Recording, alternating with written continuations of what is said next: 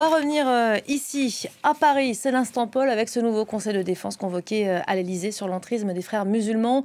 Deuxième rendez-vous du jour après déjà une première séquence. Bonjour Flore Simon, on en parle Bonjour avec Elisabeth. vous. Premier rendez-vous qui avait pas vraiment convaincu.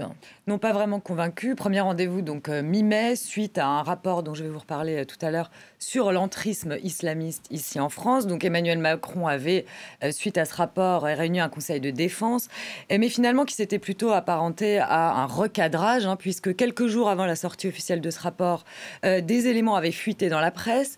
Et puis Emmanuel Macron s'en était agacé. Et puis il s'était aussi agacé du fait que les propositions faites par le ministère de l'Intérieur, en la personne de Bruno Retailleau, n'étaient pas satisfaisantes. Donc, il a chargé le gouvernement de revoir sa copie, de plancher sur des propositions à la hauteur de l'enjeu. Donc aujourd'hui, Emmanuel Macron est en ce moment même en Conseil de défense, avec autour de lui Bruno Retailleau, ministre de l'Intérieur, Elisabeth Borne, ministre de l'Éducation nationale, et Marie Barsac, la ministre des Sports.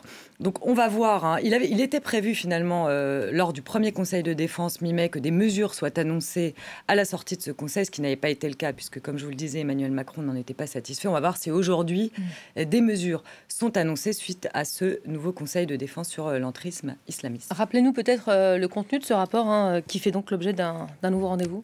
Donc ce rapport avait été commandé par l'Élysée, par Emmanuel Macron lui-même en mai 2024. C'est deux hauts fonctionnaires qui avaient mené l'enquête sur l'entrisme islamiste et notamment le mouvement des frères musulmans. Un an après, le rapport est donc paru. Alors ce qu'il en ressort, c'est, je cite là ce qu'il y a dans le rapport, c'est que les frères musulmans ont une vision rigoriste de la religion.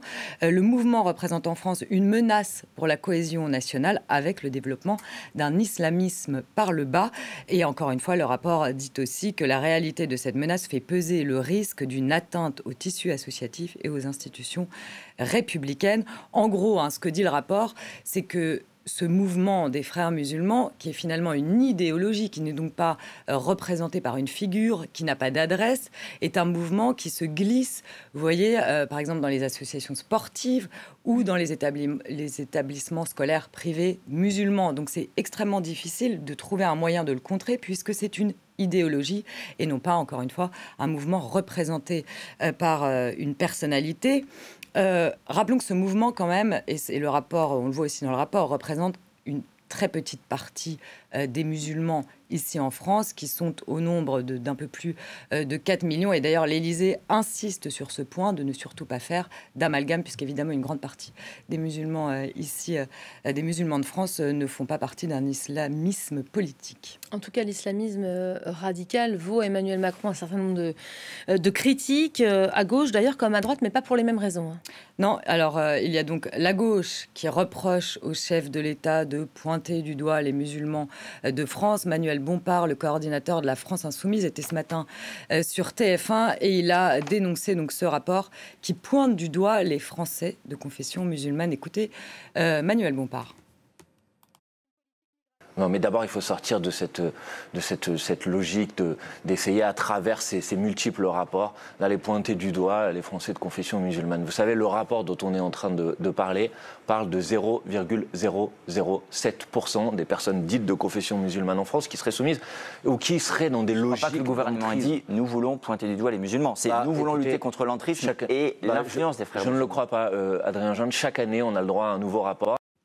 Voilà, et puis à l'inverse, à droite et à l'extrême droite, on accuse Emmanuel Macron d'être extrêmement laxiste sur le sujet de l'islamisme radical ici en France. Au Rassemblement national, Marine Le Pen avait réclamé, suite à ce rapport donc sorti en mai, d'aller chercher, dénoncer, débusquer, couper les financements, interdire les publications de cette idéologie totalitaire et au sein même du mouvement du parti Renaissance, donc des macronistes, Gabriel Attal, ancien Premier ministre d'Emmanuel Macron, qui avait, on se souvient, interdit l'abaya dans les écoles, avait proposé d'interdire le voile dans l'espace public aux mineurs de moins de 15 ans, ce qui avait provoqué un tollé dans son propre camp.